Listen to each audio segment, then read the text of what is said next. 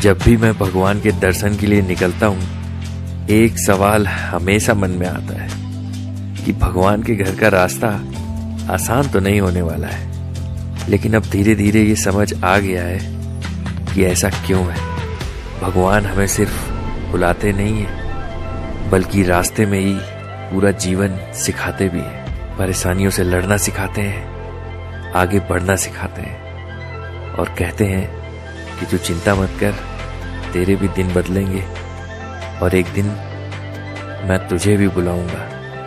और जब मैं बुलाऊंगा तो तन के लिए कपड़े भी दिलाऊंगा और पैरों के लिए जूते भी, और आने के लिए सवारी तो दिलाऊंगा ही। बस तू मेहनत से चलता जा, मेहनत की आग में जलता जा, क्योंकि तरक्की की तिजोरी सिर्फ मेहनत की चाबी से ही खुलती है।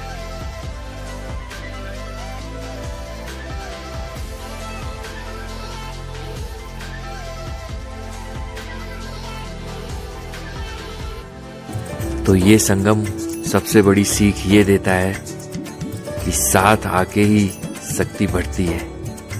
अलग अलग शायद ये नदियां कभी इतने प्रवाह से नहीं बहती जितना मिल के बह रही हैं, और यही हमें भी करना है, साथ रह के ही आगे बढ़ना है।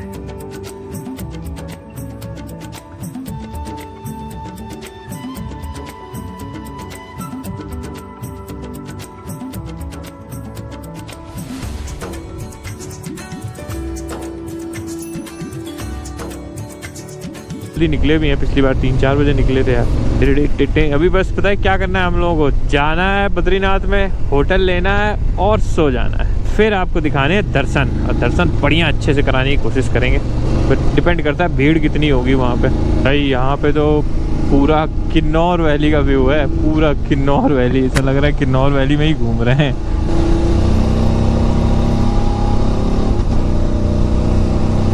तो भाई इसको बोलते हैं मौज में रहना, है ना। मौज जो है चलती रहनी चाहिए, बाकी कुछ चले ना चले। और भाई यहाँ तक के लिए तो बोलना पड़ेगा, till now journey is just wow.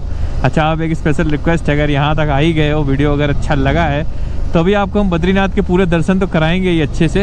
But आप अगर वीडियो को लाइक कर दोगे और चैनल को सब्सक्राइब कर दोगे तो बहुत बहुत मेहरबानी है आपकी, क्योंकि आपकी हेल्प से भाई हमारा काम चलेगा, है ना। तो इसलिए मैं बोलता रहता हूँ। तो वीडियो को लाइक करो, प्लीज़ कमेंट करना, जो अच्छा लगे, कुछ नहीं अच्छा लगे तो वो भी बताना। ब्लॉग अभी ख़त्म नहीं हो रहा है, ब्लॉग अभी बहुत चलेगा।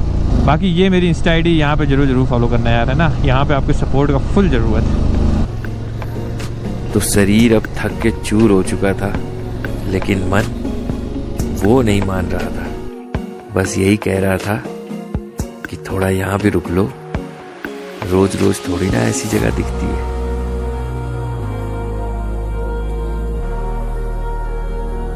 यहाँ तो बस आने भर से ही आधी चिंताएं ऐसे ही दूर हो जाती हैं।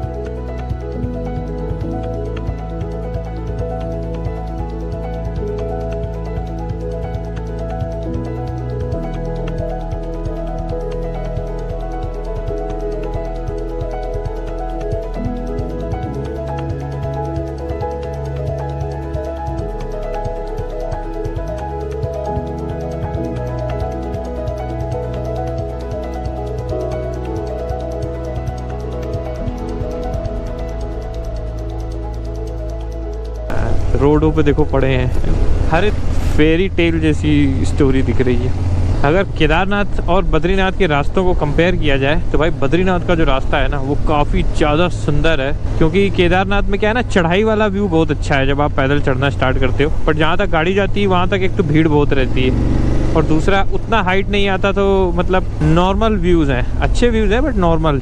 इस वैली के व्यूज़ ही अलग हैं भाई, चमोली डिस्ट्रिक्ट के अलग ही व्यूज़ हैं। तो बद्रीनाथ की सीनिक ब्यूटी आप ज़्यादा एंजॉय करोगे। तो जो मैं कह रहा था वो गलत नहीं था, ये रास्ता सच में सबसे अलग है। और जब आप यहाँ आओगे आपका भी मन रोमांच से भर जाएगा।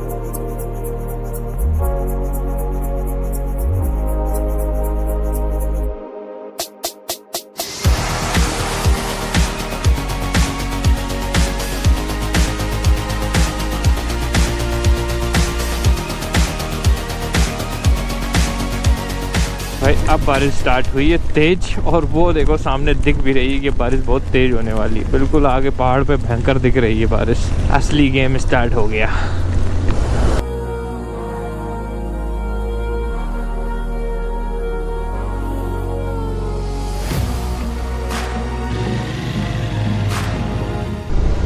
Finally we have reached our destination Badrinath Dham. और पहले तो वो देखो दूर बर्फ के पहाड़ दिख रहे हैं, कितने सुंदर है भाई, बर्फ ही बर्फ भरी पड़ी है। इस बार बद्रीनाथ में इतना अच्छा मौसम है ना, ये देखो जिधर को भी देखोगे बर्फ ही बर्फ दिखेगी और कुछ नहीं। वाह, आज भगवान की कृपा थी, मौसम इतना साफ है कि नज़ारों में 4 चांद लग गए। पहाड़, झरने और ये घाटी चमक रही है।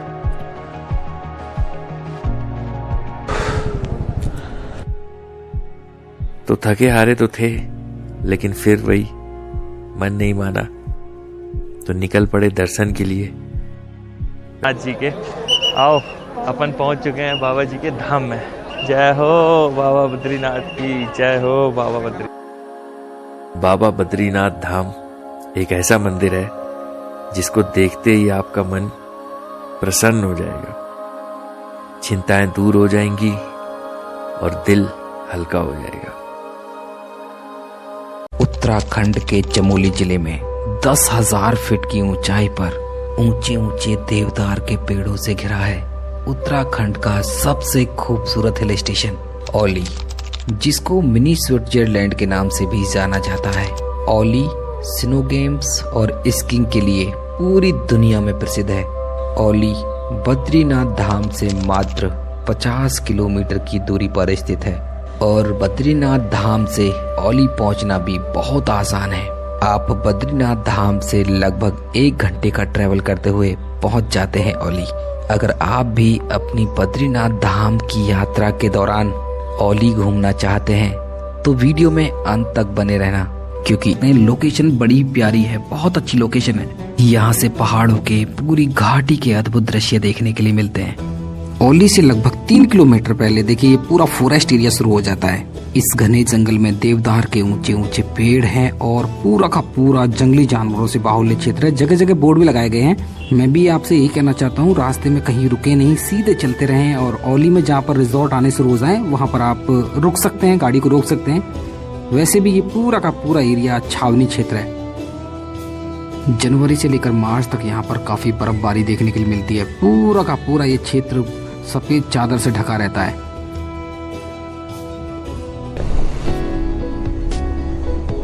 ये जो तू इतना डरा डरा सा है, आधा जिंदा आधा मरा सा है, याद रख अंधेरा बस अब जरा सा है, थोड़ा और चल ले, उजाला आगे रास्ते में भरा सा है।